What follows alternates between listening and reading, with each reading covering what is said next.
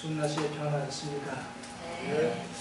독감 때문에 아주 학생들 모든 고생을 하고 있는데요. 저도 독감 예방을 했지만 겁납니다. 우리 연우가 일주일을 학교를 못 가고 오지도 말라고 합니다. 지난 금요일 날 갑자기 열이 나서 조퇴가 와가지고 병원 갔더니 검사하고 있다. 검사하고 나니 독감 전에 그 신종플루 타미플루를 처방받고 학교에 오지 말라고 자기네 반 아이들 7명이 이렇게 어제 이제 그 소견서 받아가지고 오늘 학교를 갔습니다. 환절기 또 건강 유의하셔서 건강하게 또 교육으로 잘 나오시기 때문에 참여에 보내주시기 바랍니다. 오늘 참이 잘 참이 잘 안 듣던 참이 불렀었죠? 네. 우리가 우리 교회에서는 이렇게 뭐 성탄절 이렇게 특별히 기억을 이렇게 행사는 하진 않지만 예수님의 초림에 대한 그 기억들 다시 새기면서 이 시간에 좀 하나님 말씀으로 은혜 받고자 하게 해서 제가 오늘은 예수님 초림에 대해서 준비했습니다. 다 함께 마태복음 2장 1절부터 12절의 말씀을 함께 공독하겠습니다.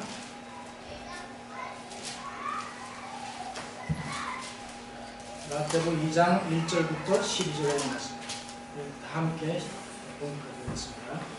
헤로당 때에 예수께서 유대 베들레헴에서 나시매 동방으로부터 박사들이 예루살렘에 이르러 말하되 유대인의 왕과 당신과 어디 계시냐? 우리가 동방에서 그의 별을 보고 그에게 경배하러 왔노라 하니 헤롯 왕과 온 유다인이 듣고 소문한지라. 왕이 모든 대제사장과 백성의 생각을 모아 그리스도가 어디서 나겠느냐 물으니 이르되 유대 베들레헴이니 이는 선지자로 이렇게 기록된바 또 이르라 베들레헴아 너는 유대 고을 중에서 가장 적지 아니하더라. 내게서 다스리는 자가 나와서 내 백성 이스라엘의 목자가 되리라 했습니다. 이에 헤롯이 가만히 박사를 불러 별이 나타나기를 자세히 묻고 베들레헴으로 명령을 오기되 가서 아기에 대하여 자세히 알아보고 찾거든 내게 보하여 나도 가서 그에게 경배하게 하라. 박사들이 왕의 말을 듣고 갈새 동방에서 보던 그 별이 문득 앞서 인도하여 가다가 알이 있는 곳에 머물러 서성이라. 저희가 그를 보고 가장 크게 기뻐하고 기뻐하더라. 집에 들어가 아이와 제 어머니 마리아와 마리아에게 있는 것을 보고 엎드려 아이에게 경배하고 고배랑을 들어 안문과 요한과 고배를 예물로 드리니라. 꿈에 헤롯에게 들어가지 말라 지시하시는 바가 다른 일로 보기에 돌아가니라. 그럼 제목을 아기 예수께 드려진 예물 제목입니다. 요즘 뭐 유치원 어린이집에서는 그 산타 할아버지 분들이 선물을 나눠주는 그런 행사를 하는 거죠. 제가 지난해 우리 영호가 본묵교회에서 운영하는 새하늘 어린이집에 다녔는데요. 그 통지서가 왔더라고요.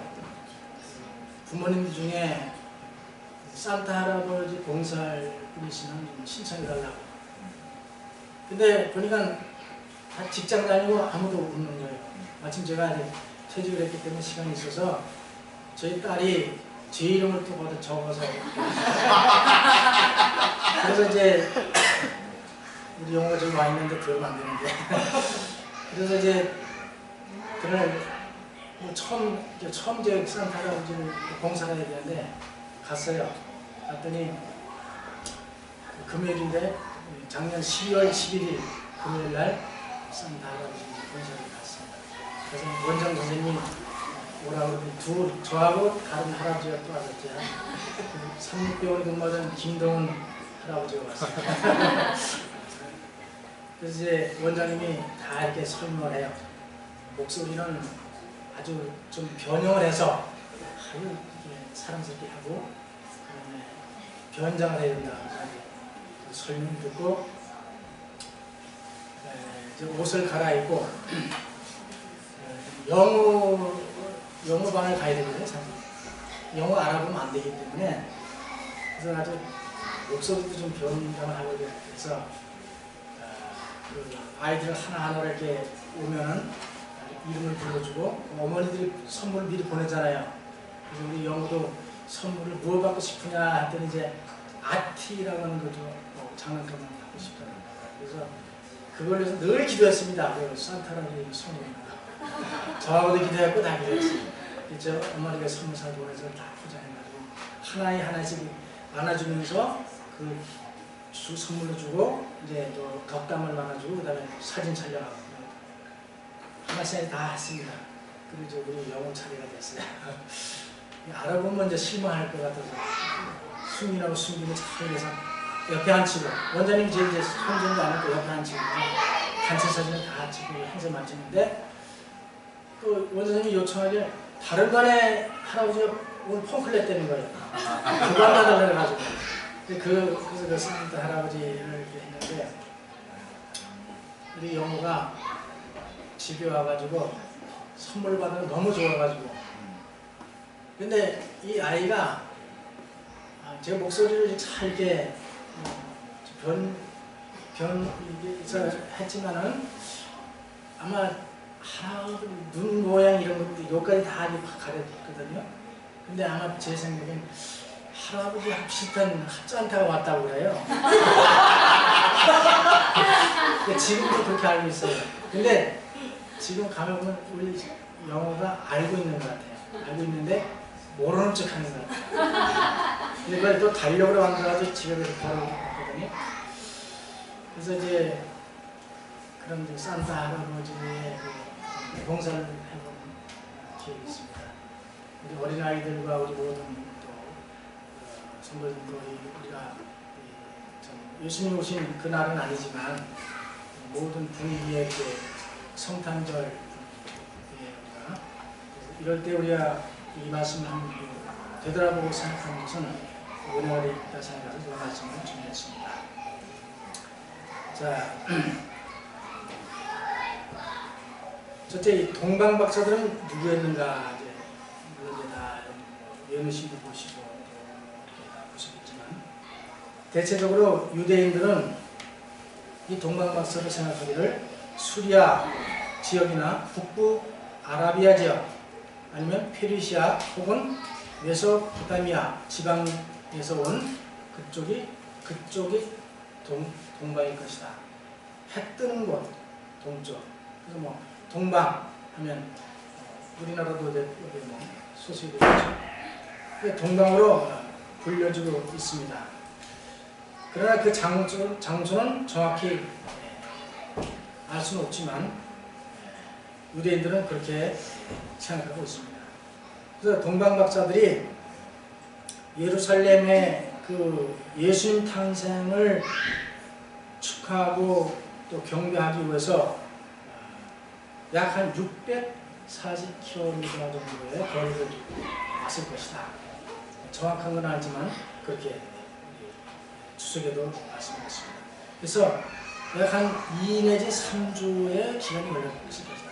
그때는 뭐 대개 이 교통수단이 걷거나 아니면 낙타를 이용한 그런 시대였기 때문에 그래서 우리 예수님이 탄생하신 후 한 40일이 지나지 않은 시점에 방문을 했을 것이다. 그렇게 생각을 하고 있습니다.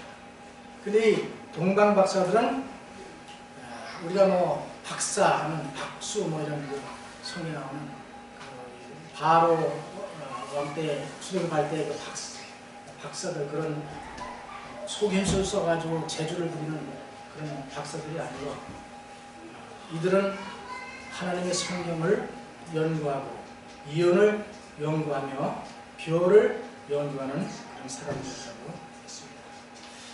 그래서 이 시대소망 59쪽에 보면 동방에서 온 박사들은 철학자들이었다. 그들은 명문 출생이었으며 그 나라에서 재물과 지식이 있는 사람들로 구성된 매우 유력한 계급에 속한 사람들이다. 그랬습니다. 이 사람들 가운데는 백성들의 우매함을 나쁘게 이용하는 자들도 많았으나 천연계 가운데 나타난 하나님의 섭리의 표적을 연구하고 그들의 청렴함과 지혜로 존경을 받던 정직한 사람들도 있었다. 예수님을 찾아온 박사들은 바로 이런 사람들이었다고 시대에서 말씀하셨습니다. 유대 땅에 예수님이 탄생하셨는데도 불구하고 그 땅 사람들은 예수님이 탄생하는 것조차도 몰랐습니다. 그래서 이방 땅에서 온 동방 박사들을 통해서 예수님의 탄생을 알리게 되었습니다. 그로 인해서 구약에 예언했던 메시아의 탄생을 통하여 그 하나님이 약속하신 유대 땅 베들레헴에 예수님이 탄생하신 것입니다. 이 박사들은 바로 우상 숭배자들이 아니었으며 하나님 보시기에는 당신을 경배하노라고 공언하는 이들보다 훨씬 높은 수준에 있었다. 다시 말하면 유대 땅에 있는 제사장들과 바리새인들과 서기관들과 또한 그 모든 유대 민족들보다도 영적인 면에서 또 예언을 연구하는 면에서 훨씬 뛰어난 그런 정말 하나님의 말씀을 깨닫는 그런 사람들이었다 이렇게 말하고 있습니다.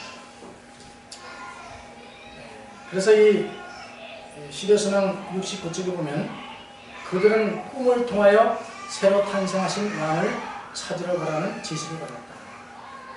꿈을 통해서 그런 지시를 받고 멀리에서 예수님의 탄생을 보고 예수님께 경배하기 위해서 찾아온 것입니다.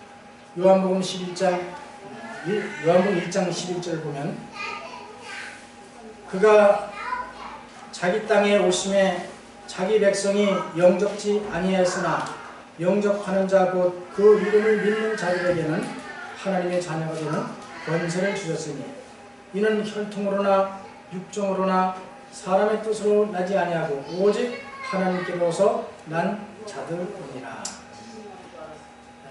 우리 예수님은 미가 선지가 예언했던 것처럼 베들레헴 작은 마을에 다윗의 자손으로 출생을 하셨습니다. 그 탄생을 축하하기 위해서 동방 박사들이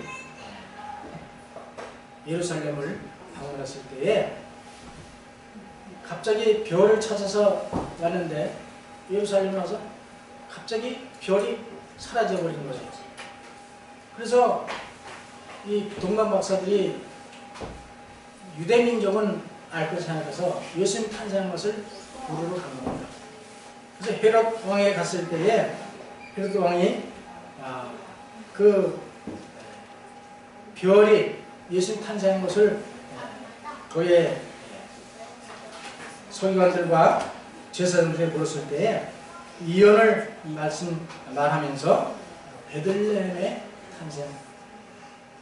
탄생하시겠다는 예언을 설명했습니다. 그랬을 때에 헤롯 왕은 동방 박사들에게 말하기를 너희가 먼저 가서 찾아 경배하고 나에게 알려주면 내가 가서 예수님을 찾아 경배하겠다. 이방 땅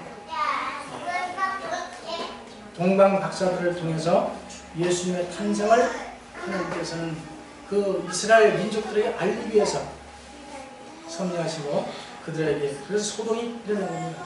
왜냐하면 헤롯 왕은 정통적인 유대 사람이 아니었기 때문에 그가 왕이 되어가지고 유대인들에게 그 좋은 그런 인상을 못 받아가지고 그가 혹시 유대 땅 그 유대 왕으로 태어나신 아기에게 들었을 때 자기의 자리가 위협을 느끼는 것을 알아서 그 어린 아이를 죽이려고 했던 사단의 그런 계획이 거기에 있었습니다. 그랬을 때 그 동방박사들은 예수님께 경배하고 그 다음에 천사의 지시를 통해서 다른 길로 고국에 갔다 가게 말씀하십니다. 동방박사들이 예수님을 찾아왔을 때에 빈손으로 오지 않냐고 예물을 가져왔습니다. 동방 지역에서는 옛날부터 백성들이 왕이나 귀한 사람을 만나러 갈 때는 빈손으로 가지 않고 경의를 표시하는 귀한 예물을 준비해야 되겠습니다.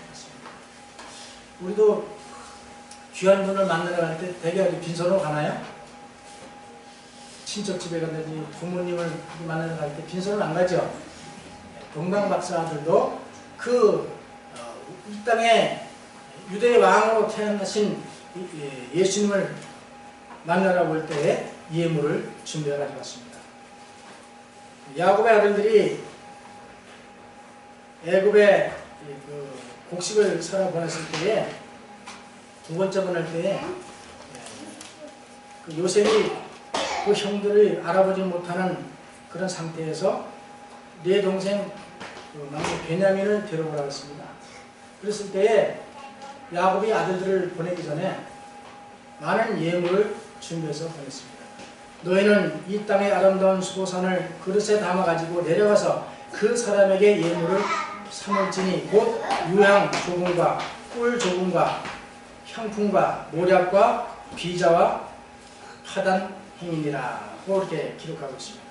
그렇기 때문에 귀한 왕이나 귀족, 존귀한 분을 만나러 갈 때는 빈손으로 가지고 예물을 반드시 챙겨가지고 갔습니다. 스바 여왕이 솔로몬의 지혜를 듣고 시험하기 위해서 예루살렘을 찾아왔을 때도 스바 여왕이 빈손으로 오지 않고 많은 그런 예물을 가졌습니다.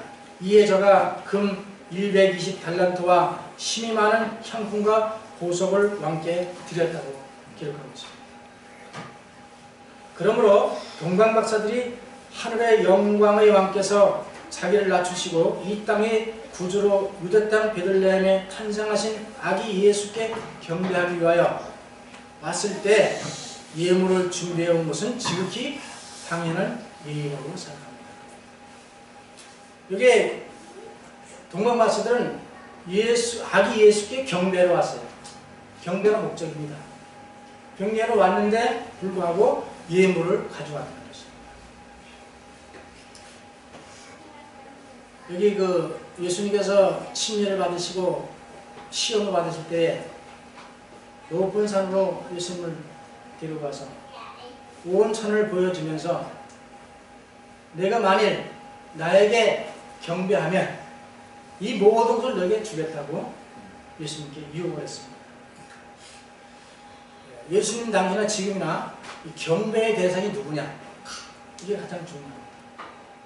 사단은 자기를 경배하도록 하고 하나님은 창조주 하나님, 그 하나님을 경배하도록 우리에게 요구하고 계신 것입니다. 시대소망 60쪽에 보면 동방의 나라에는 귀한 물건들이 풍부하였으므로 박사들은 빈손으로 출발하지 않았다고 합니다. 우리가 하나님께 나아갈 때에 귀한 분을 만나러 갈 때에 귀한 예물을 가지고 가는 것은 즉히 당연한 예의요 또 그것이 그렇게 존경하는 표시라고 생각합니다. 동방박사들이 아기 예수께 엎드려 경배하고 고배합을 열어 황금과 유황과 몰약을 예물로 드렸습니다. 그러면 이 동방박사들이 예수께 드린 이 세 가지 예물은 어떤 의미를 가지고 있는가? 동방박사는 예물을 준비할 때에 생각 없이 준비한 게 아니고 가장 귀한 것으로 예수님이 이 땅에 오셔서 할 사명에 대한 그런 것들을 상징적으로 예물로 준비해서 드렸던 것입니다. 첫째, 황금을 드렸다 했습니다. 그때나 지금이나 가장 귀한 그런 보석이 바로 황금이죠. 황금. 이 황금은 왕으로 오신 예수님을 예표합니다. 왕으로 오신 예수님을 예표하면서 또 한 번은 그 금은 변하지 않습니다. 그래서 이 동방박사들이 아기 예수께 대한 왕으로 오신 예수님을 인정하고 경배하고 또 그에 대한 변하지 않는 믿음을 상징하고 있습니다. 동방박사 이야기는 사복음서에서 마태의 복음만 기록하고 있습니다.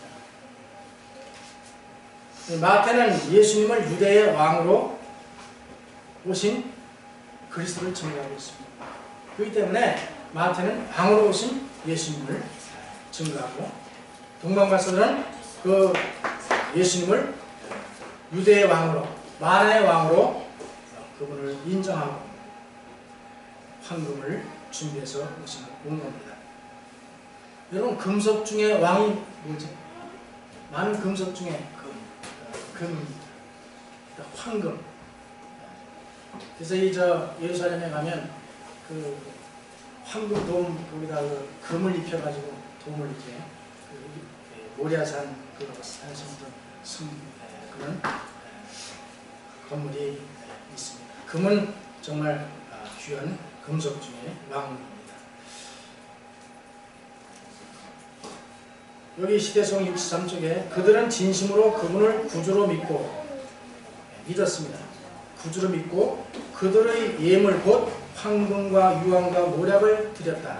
그들은 얼마나 훌륭한 믿음을 가지고 있었던가. 훗날 이스라엘 중에 아무에게도 이만한 믿음을 만나보지 못하였노라고 로마 백부장이 하신 말씀은 동방박사에게도 할 수 있었을 것이다. 정말 이 동방박사들은 그 구주를 왕으로 오신 그 예수님을 진심으로 믿었고 그 불변하는 믿음을 상징하기 위하여 황금을 가지고 예수님께 드렸습니다. 두 번째로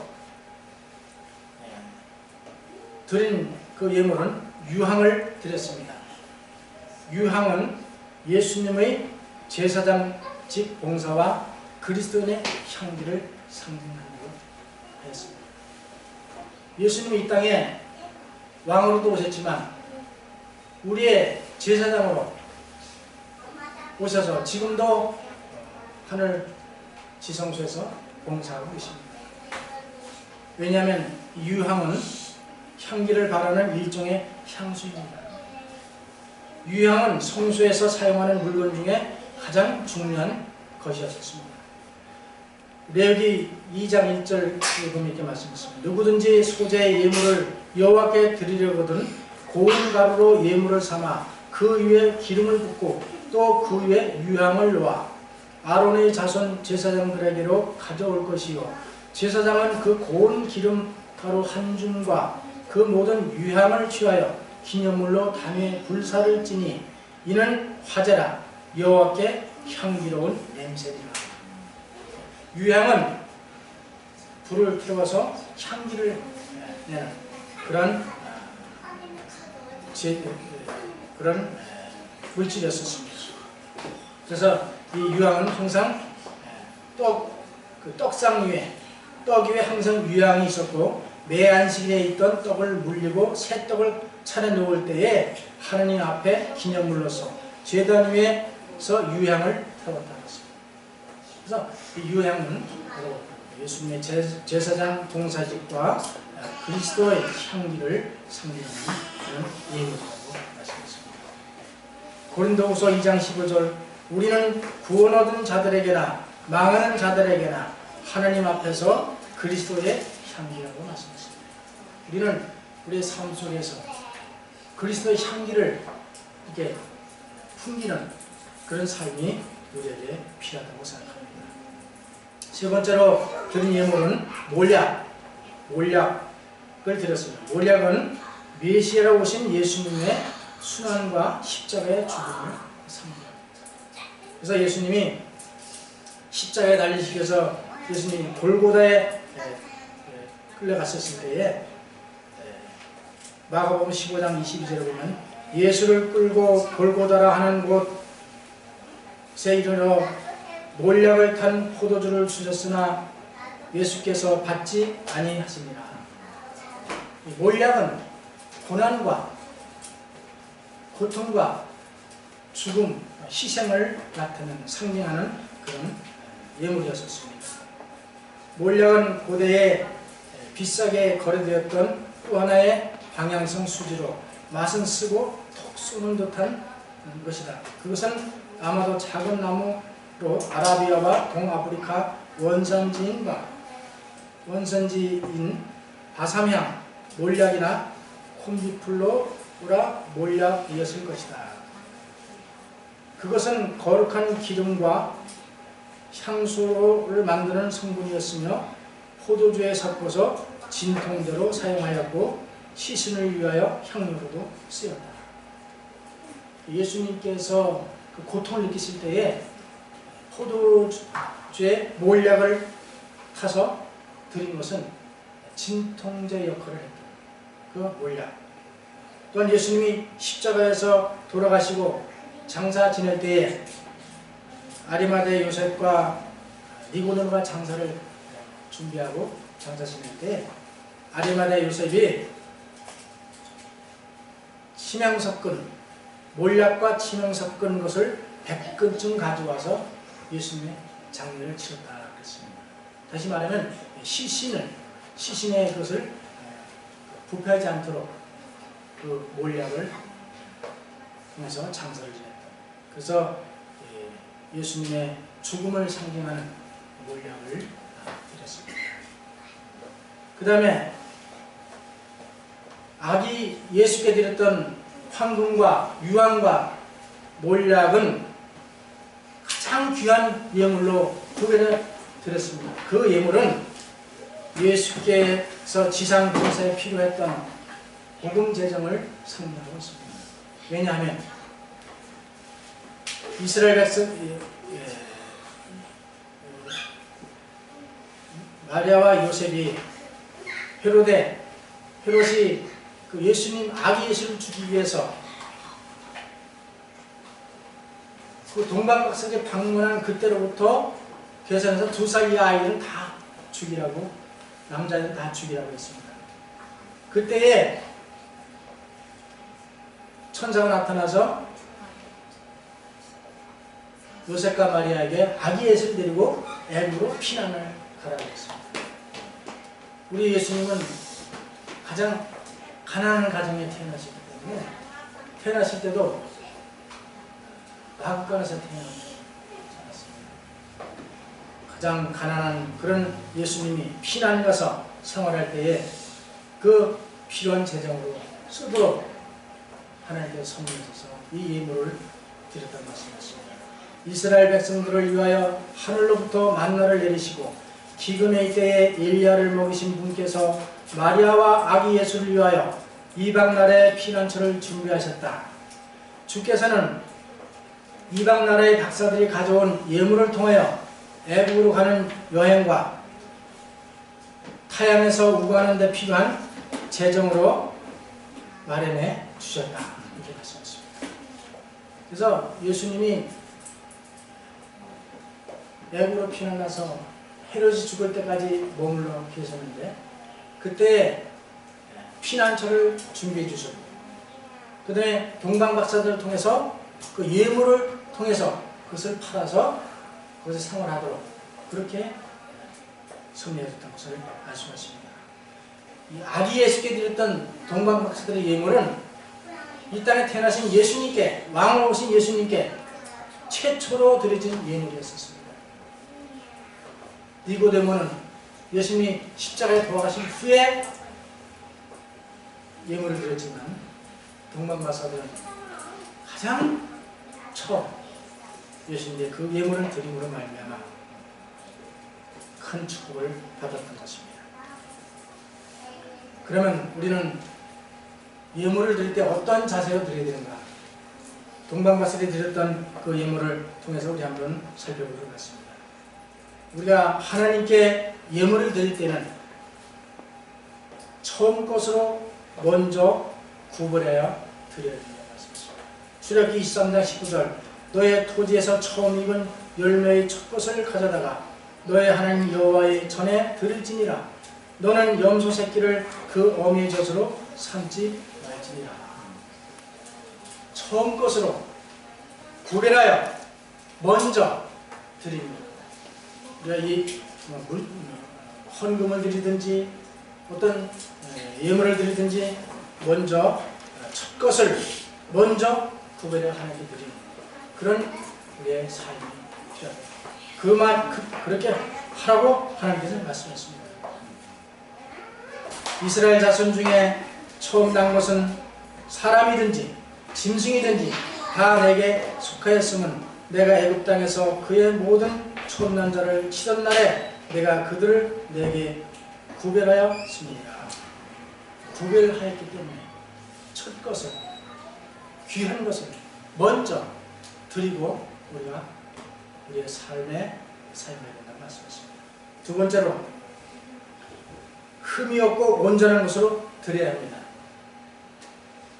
여기 22장 22절 눈먼 것이나 상한 것이나 지체에 배임을 당한 것이나 종기 있는 것이나 교열병이 있는 것이나 피로 먹은 것은 너희는 여호와께 드리지 말며 단위의 화제로 여호와께 드리지 말라고 말씀하십니다. 하나님께 드릴 때는 가장 좋은 것으로 가장 귀한 것으로 구별하여 드려야 합니다. 동방박사들이 가장 귀한 황금과 유향과 몰약을 구별하여 드렸던 것처럼 그런 마음으로 드리라고 말씀하십니다. 말라기 1장 8절 만군의 여호와가 이르노라 너희가 눈먼 희생으로 드리는 것이 어찌 악하지 아니하며 저는 것 병든 것으로 드리는 것이 어찌 악하지 아니하냐. 이제 그것을 너의 충독에 드려보라. 그가 너를 기뻐하겠느냐 너를 간합하겠느냐. 우리가 하나님께 드릴 때에 구별하지 않고 그냥 생각나는 대로 드리는 겁니다. 헌금을 드릴 때도 가능하면 일주일 동안 헌금을 드리기 위해서 가장 깨끗하고 가장 그런 헌금을 따로 구별해서 두었다가 안식에 드리실 때 준비하는 와가지고 갑자기 드리게 되면 잔돈도 없고 또 더럽고 이렇게 구겨진 돈을 드리는 것보다 그런 걸 준비하는 동안에 하나님께 대한 그런 거룩한 예물을 구별하는 마음이 생기게 됩니다. 그런 자세로 드릴 때에 하나님께서 기뻐하신다고 말씀하십니다. 그 다음에 세 번째로는 감사한 마음으로 즐겁게 드려야 된다고 말씀하십니다. 여기 마태복음 2장 10절에 보면 저희가 별을 보고 가장 크게 기뻐하고 기뻐하더라. 동방박사들이 별을 보고 예수님 탄생의 장소에 가서 별을 보고 기뻐하고 또 기뻐하더라 했습니다. 이 말은 다시 말하면 그 아기 예수님을 만나게 될 그 기대에 감사하고 너무 기뻐서 아마 가지고 간 그 예물도 감사하고 기쁜 마음으로 기꺼이 드렸을 것입니다. 그처럼 우리도 기뻐하고 즐거운 그런 마음으로 감사한 마음으로 드리라고 말씀하십니다. 출애굽기 25장 2절 이스라엘 자손에게 명하여 내게 예물을 가져오라 하고 무릇 즐거운 마음으로 내게 내는 자에게서 내게 드리는 것을 너희는 받을지니라. 나와 나의 백성이 무엇이 반대 이처럼 즐거운 마음으로 드릴 힘을 얻은 힘이 있었나이까. 모든 것이 주께로 말미암아 싸우니 우리가 주의 손에서 받은 것으로 주께 드렸을 뿐이니이다. 우리에게 주신 것, 하나님이 우리에게 주신 것 모든 것입니다.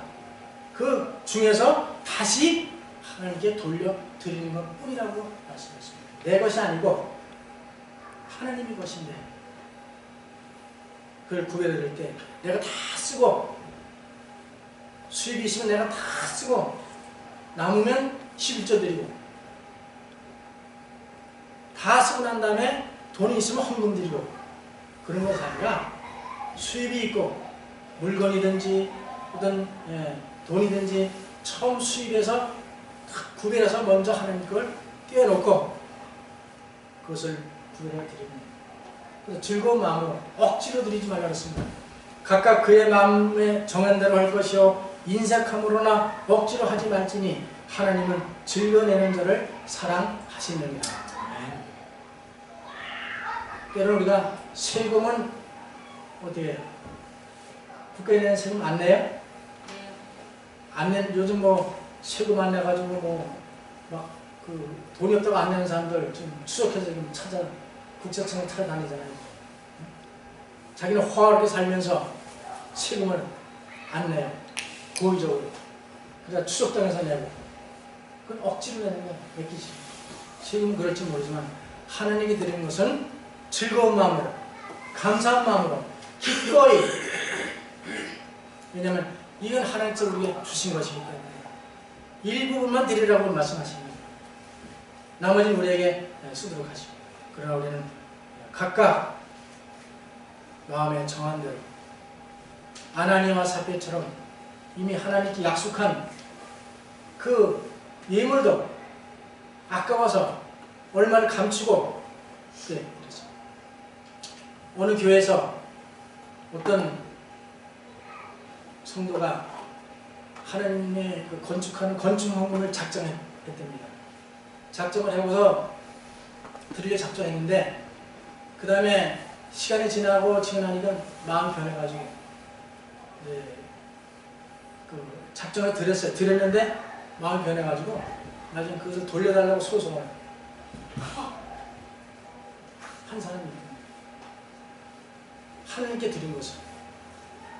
물론 그분의 신앙이 그렇겠지만 우리는 하나님 것을 정말 감사한 마음으로 기쁜 마음으로 드리는 인색한 사람이 아니라 억지로 하는 사람이 아니라 즐거운 마음으로 드리는 그런 사람을 하나님이 즐겨받으시고 사랑하시고 복을 주신다고 말씀하셨습니다.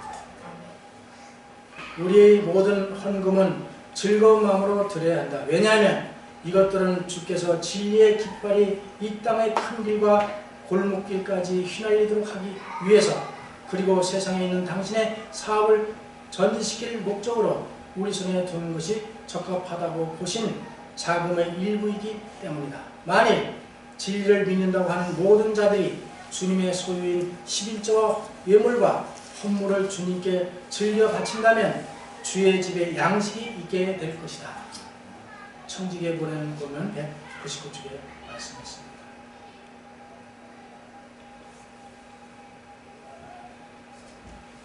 만일 우리가 예수께 우리의 마음을 바쳤다면 또한 우리의 예물도 그에게 가져갈 것이다.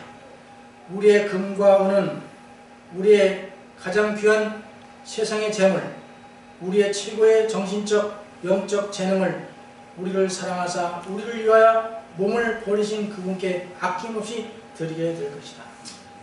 시대성에 말씀했습니다. 만일 우리가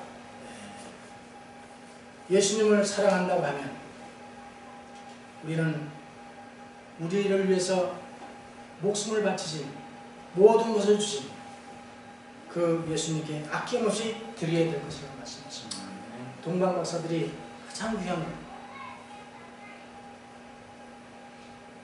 과부가 자기가 가졌던 모든 전 생산을 바쳤던 그 아름다운 그런 믿음과 하나님에 대한 사랑이 바로 그런 예물을 통해서 하나님과 가까이 가게 되고 하나님을 주인으로 인정하고 따라가는 우리 모든 삶이 되시길 간절히 바랍니다. 네. 그리스도께서는 우리가 즐거운 마음으로 드리는 봉사를 받으시기 위하여 피를 흘리시고 고난을 받으심으로써 우리의 죄값을 지불하셨다. 실물교훈에 말씀하셨습니다. 동방 박사들이 별을 보고 유대인의 왕으로 탄생하신 아기 예수께 경배하기 위하여 천사들의 인도를 받아 먼 길을 출발하여 예루살렘을 경유해서 베들레헴 박관에 도착하셨습니다.